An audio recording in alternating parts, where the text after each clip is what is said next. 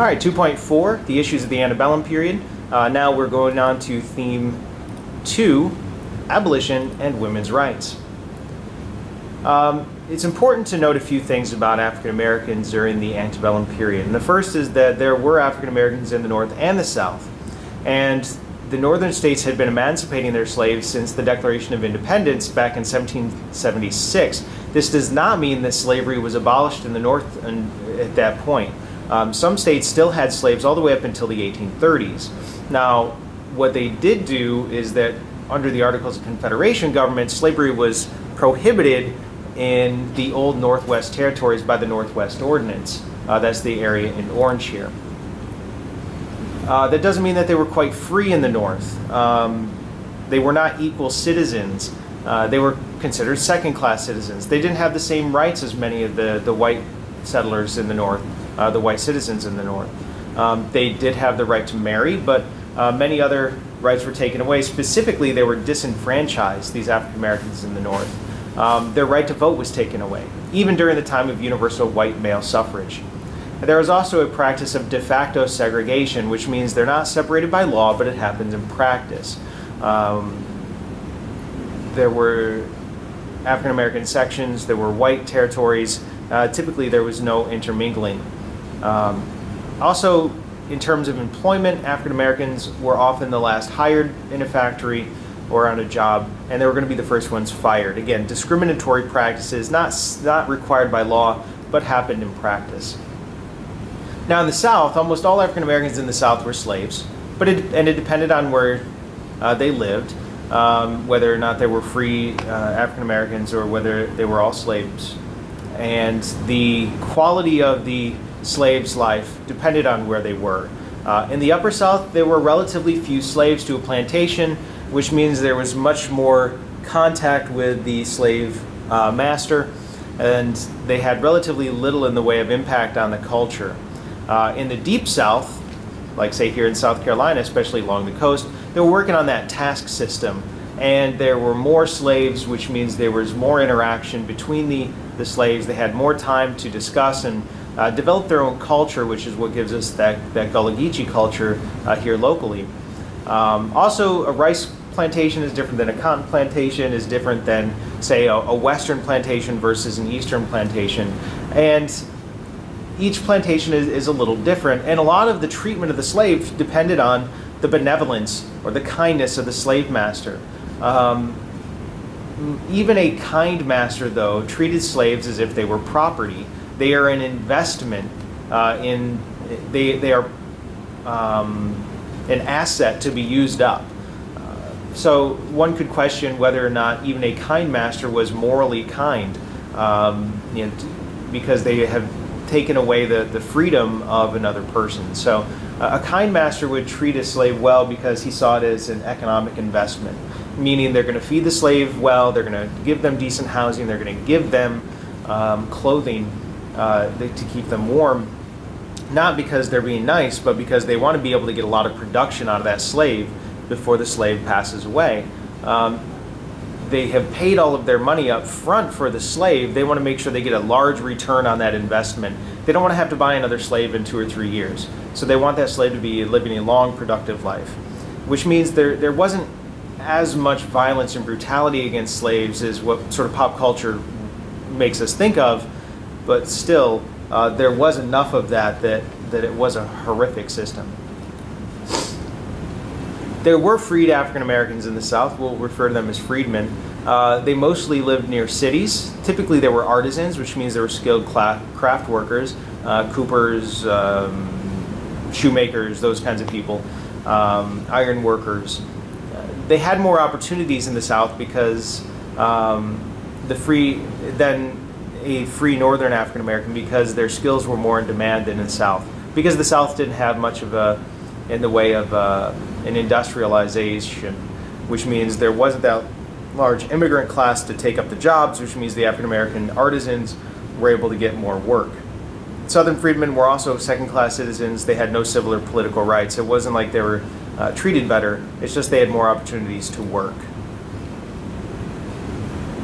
There's an interesting thing that happens in the early 1800s known as the Great Awakening. It's actually the Second Great Awakening, and this is a religious revival movement. It's a come to Jesus moment in the national history.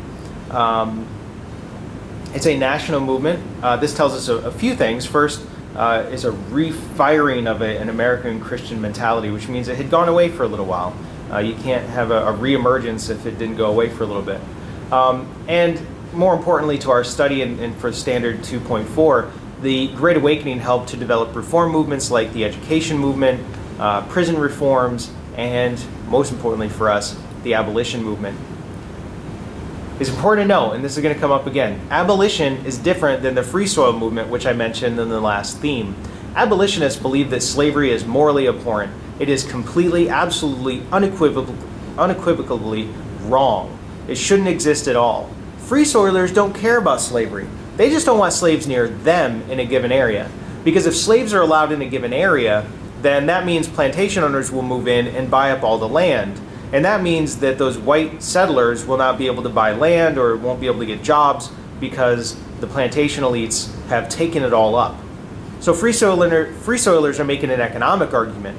They don't believe that it's morally wrong to have slaves. They don't want to compete with slaves. So there's a difference, and that's going to become an important distinction later when we talk about the beginnings of the Republican Party. The abolitionists first tended to be Quakers. Quakers believed that everybody had this inner light. Even slaves had an inner light, and that light was equal among everybody. And this made it a moral abhorrence for them to own another person, which means you are owning an equal, and that is wrong in their religion. There were African Americans abolitionists. We'll talk about these more in the next indicator.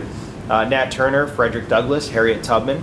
There were white abolitionists, William Lloyd Garrison, the Grimke sisters, Harriet Beecher Stowe, John Brown. And abolition took many different forms. Protests, speeches. Frederick Douglass was great at speeches. People writing newspapers like William Lloyd Garrison, the Grimke sisters writing tracts. Harriet Beecher Stowe wrote Uncle Tom's Cabin. And it took the form of outright rebellion. Nat Turner killing his slave master and trying to start a riot. Harriet Tubman essentially kidnapping slaves, not kidnapping, freeing slaves, stealing property from the slave masters in their eyes. It wouldn't be kidnapping because they didn't view them as people. Abolition leads to more sectionalism. The threat of freeing slaves terrified planter elites. Not necessarily because of the loss of their lifestyle, because that was true. They did fear the wealth that would be lost if their slaves were let free. They were also afraid of the sheer number of slaves in the South. In some areas, there were more slaves than actual white people. And they were nervous about what would happen if slaves were let go, what they might physically do to the owners. I mean, think of Nat Turner and John Brown, which we haven't talked about yet. But both of these guys tried to lead race wars that would eventually kill all the whites in that particular area. So there was this fear of their physical lives. There's also a fear of the loss of wealth that would come with abolition of slavery. And this causes Southerners, especially the planter elites, to become very defensive about their system of slavery. And in fact, they try to justify what they refer to as a peculiar institution. They argued that Southern chattel slavery was actually better than the Northern system, which they referred to as wage slavery. And you can see here in this picture, it says slavery as it existed in America. This is what people viewed slavery in the South as. African Americans are having fun. They're having a good time. They have leisure time. They're well fed. They have kids. They even have a dog. They're playing music, which means they had a lot of time to do this stuff. And Southerners argued that their slaves are employed for life.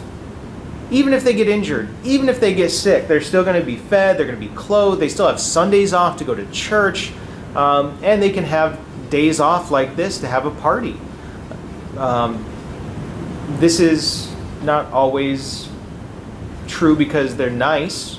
Remember we said that you pay all of your money up front for a slave, so you want that slave to be productive for you as long as possible. So if, say, a slave loses his or her arm in a combine accident, well, you're not just going to throw out the slave, you're going to put them to work doing something else because you've already invested in them.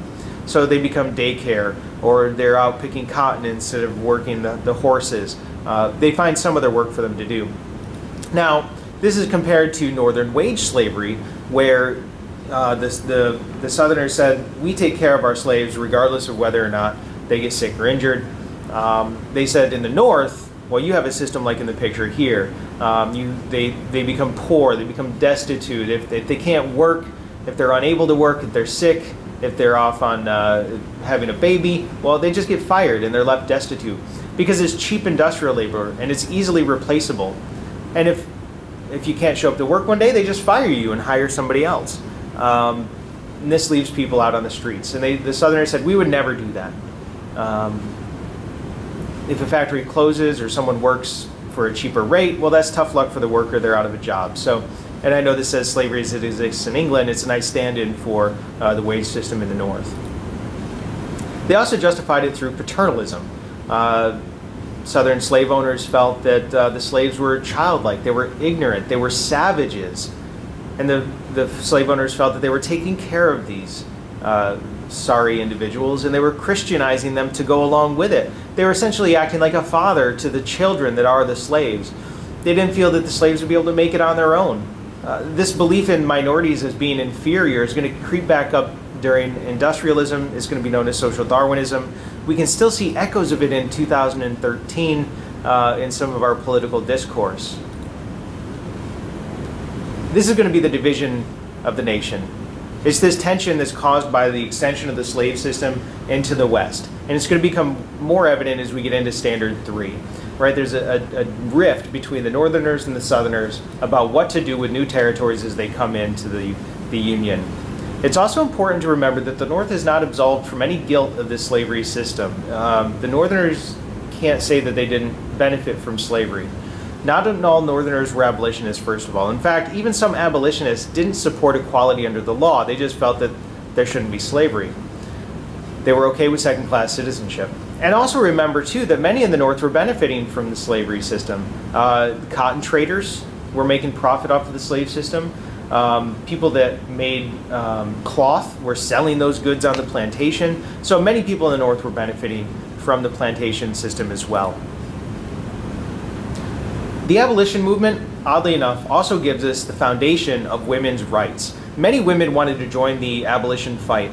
And when they turned up at the abolition meetings, they found that they were not allowed to have equality with the men there.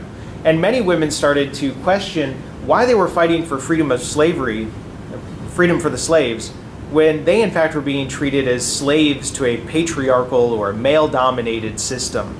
The abolition movement split largely over whether or not to recognize the rights of women to speak against slavery. And some women decided that they weren't going to bother fighting against slavery, they were going to fight for women's rights. Two of these individuals are Elizabeth Cady Stanton and Lucretia Mott. They were denied the right to speak at an abolition convention. So they said, we're going to start our own convention. And they started what's known as the Seneca Falls Convention in 1848. The Seneca Falls Convention is often seen as sort of the foundation of women's rights movements. Stanton gave a wonderful speech known as the Declaration of Rights and Sentiments. And in this, she bases most of her rhetoric on the Declaration of Independence, almost taking it word for word and then adding women, and then changes the whole list of grievances to encapsulate women's grievances against the society that they lived in. For example, the history of mankind is a history of repeated injuries and usurpations on the part of man toward women, having in direct object the establishment of an absolute tyranny over her. To prove this, let facts be submitted to a candid world. This is a quote from the document, and it almost mirrors exactly the Declaration of Independence written by Thomas Jefferson. What's really interesting is to look at some of the things that they complained about. He has never permitted her to exercise her inalienable right to elect a franchise. In other words, they don't have the right to vote. He has compelled her to submit to laws in the formation of which she had no voice. This is an echo of no taxation without representation. They're not being represented. He has withheld from her the rights to which are given to most ignorant and degraded men, both natives and foreigners. So even the most intelligent woman doesn't have the same rights as the most ignorant and pointless man. He has denied her the faculties for obtaining a thorough education, meaning that they can't get an education, they can't go to college, they can't go to school. And last, he has endeavored in every way that he could to destroy her confidence in her own powers, to lessen her self-respect, and make her willing to lead a dependent and abject life. They've taken away her self-esteem. And I love this one because it ties so closely into some of the issues that we are still dealing with in our modern era. And I believe that is it.